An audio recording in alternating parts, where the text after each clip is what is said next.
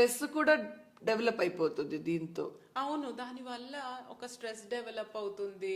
ఇలా నన్ను అంటున్నారు అని చెప్పి, లేకపోతే ఇప్పుడు ఆమెని ఇలా ఫేక్ చేసి ఆమె ఫేస్ స్వాపింగ్ ఎక్కడైనా చేసినా, వాయిస్ ఇది చేసినా, దానివల్ల తనకి పరువు నష్టం జరుగుతుంది కదా. తను చెప్పారనో అది నాట్ ఓన్లీ ఒక హౌస్ వైఫ్ కాదు, అది మనం ఇంకా we are not going to sexual గా ఆమెని పోర్ట్రే చేయడం అది వదిలేసి, ఇలాంటి చిన్నవి కూడా చాలా ఇబ్బంది పెడతాయి అన్నమాట. అది I would say not only housewife గానే కాదు, ఒకవేళ వర్కింగ్ ఉమెన్ ఉంటే ఇంకా అలాంటివి అట్మాస్ఫియర్ ఇంకా ఒక ప్రెషర్ బిల్డ్ అయిపోతుంది వాళ్ళకు. ఇప్పుడు వర్క్ ప్లేస్ లో కొంతమంది ఇప్పుడు రూమర్సే ఎక్కువ స్ప్రెడ్ అవుతాయి.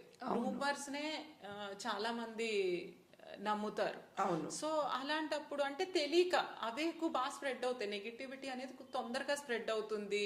ఏదన్నా అన్నెసరీ అటెన్షన్ గ్రాబింగ్ దానికి తొందరగా మనము హ్యూమన్ నేచర్ తొందరగా చూస్తాము కాబట్టి అది వర్క్ ప్లేస్ లో కూడా స్ప్రెడ్ అయింది అనుకోండి, ఏదో ఒక స్ట్రెస్, ఒక ప్రెషర్ బిల్డ్ అవ్వడం, ఎవరితోనో ఒక అమ్మాయికి, మ్యారీడ్ అమ్మాయికి రిలేషన్షిప్ ఉందని అలా క్రియేట్ చేశారు అనుకోండి, అప్పుడు ఏంటి, ఆ అమ్మాయి వర్క్ ప్లేస్ లో కూడా తిరగలేదు, జాబ్ కొన్నిసార్లు మారుతుంది, లేకపోతే వీళ్ళు నన్ను ఇలా చూస్తున్నారేమో అని చెప్పి, ఈవెన్ అలాంటివి ఏంటంటే ఒక లైఫ్ ఎఫెక్ట్ కూడా అవ్వచ్చు work place. And I think they will get so stressed out.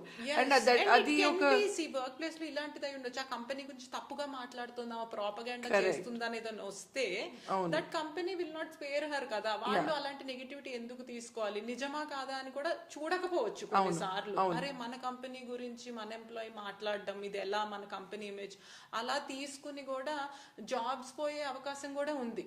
As you said, fun గా స్టార్ట్ అయ్యింది, వేరే వాళ్ళు సరదాగా చేసేది లైఫ్స్ రకరకాలుగా ఎఫెక్ట్ చేయొచ్చు, కెరియర్ ని, అండ్ మేబీ తన అవుట్పుట్ కూడా తగ్గిపోతుంది బికాజ్ షీ కాంట్ కాన్సంట్రేట్. ఇలాంటి స్ట్రెస్ ఉన్నప్పుడు కాన్సంట్రేట్ చేయకపోవడము, ప్రొడక్టివిటీ తగ్గిపోవడము, డిప్రెషన్ కూడా. దీంతో I think it leads to depression also.